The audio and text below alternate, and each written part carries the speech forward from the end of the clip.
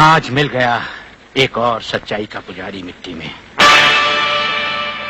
आग इनके शरीर को तो राख कर देगी, लेकिन इनकी आत्मा की आवाज कभी मिट नहीं पाएगी। पुलिस डिपार्टमेंट के इतिहास में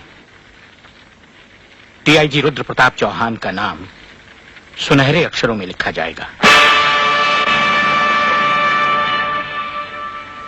बहन, भगवान की मर्जी के सामने इंसान बेबस है। मुझे आपके परिवार के साथ पूरी हमदर्दी है। बहुत हो गई हमदर्दी। मंत्री साहब, ये भाषण बंद कर दीजिए। कुछ ही दिनों के बाद आप ही के डिपार्टमेंट के लोग जब इनका घर खाली करवाने जाएंगे ना, तब मैं पूछूंगा आपको हमदर्दी के बारे में। वागले, कंट्रोल योरसेल्फ। जब तक हमारे डिपार्टमेंट के गद्दार और खादी के कपड़े के पीछे छिपे हुए दरिंदे जिंदा रहेंगे ना, ये चिताएं ऐसी ही जलती रहेगी, एक के बाद एक। कुछ चंद सिक्के मिलेंगे भाभी को सरकार की तरफ से भविष्य के लिए। वागले, स्टॉप इट। बोलने दो इसे, ठीक ही तो कह रहा है। लेकिन मैं वचन देता हूं कि डीआईजी रुद्र प्रताप की कुर्बानी व्यर्थ नहीं जाएगी। मैंने दिल्ली में केंद्र सरकार से बात कर ली है। इनकी हत्या की तुरंत ही न्यायिक जांच होगी। आज तक कौन सी कमेटी ने सही जांच करके मुजरिम को सजा दी है? या आपकी कमेटी समिति की जांच की फाइलें होती है ना, ये ढुलमुल सरकार बदलते ही गुम हो जाती है। न्यायिक जांच करेगी दिल्ली, अंधी और वैरी दिल्ली। ये दिल्ली बस मुंह है इसलिए पटर पटर करती रहती है। ये करना है, ये होना चाहिए, हमें दिखाना है। बस दिल को तसल्ली देने के लिए अच्छा लफ्ज है दिल्ली। इंस्पेक्टर वागले, मैं तुम्हें सस्पेंड करता हूँ। बस सस्पेंड होते होते मैं थक गया हूँ। निकाल दो मुझे नौकरी से। सच्चे पुलिस की या तो मौत होती है या तो सस्पेंड किया जाता है। इस वर्दी ने मेरे हाथ काटे, वरना एक एक गले चीर देता मैं।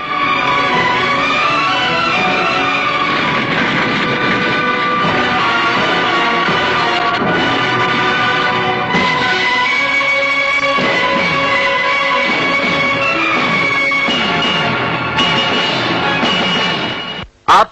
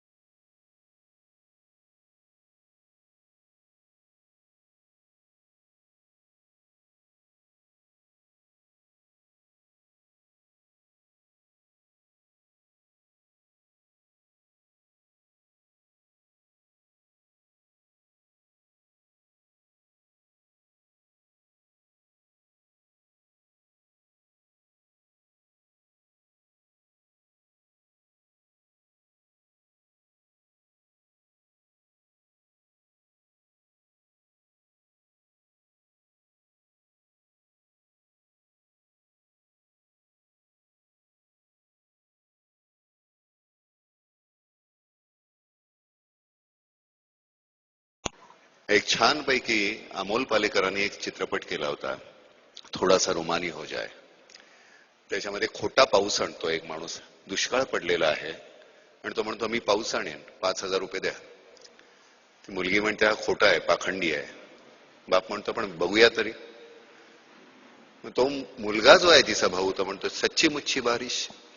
म्हणतो हाँ मेरे दोस्त वही बारिश जो आसमान से आती है, बूंदों में गाती है, पहाड़ों से फिसलती है, नदियों में चलती है, नहरों में मचलती है, कुएं पोखर से मिलती है, खपरेलों पर गिरती है, गलियों में फिरती है, मोड़ पर संभलती है, फिर आगे निकलती है, वही बारिश.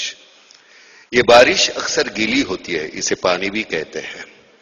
उर्दू में आब, मराठी में पानी, तमिल में तन्नी, कन्नड़ में नीर और बांग्ला में इसे जौल कहते हैं. संस्कृत में जिसे वारी, नीर, जीवन, पेय, अमृत, उद, अंबु भी कहते हैं.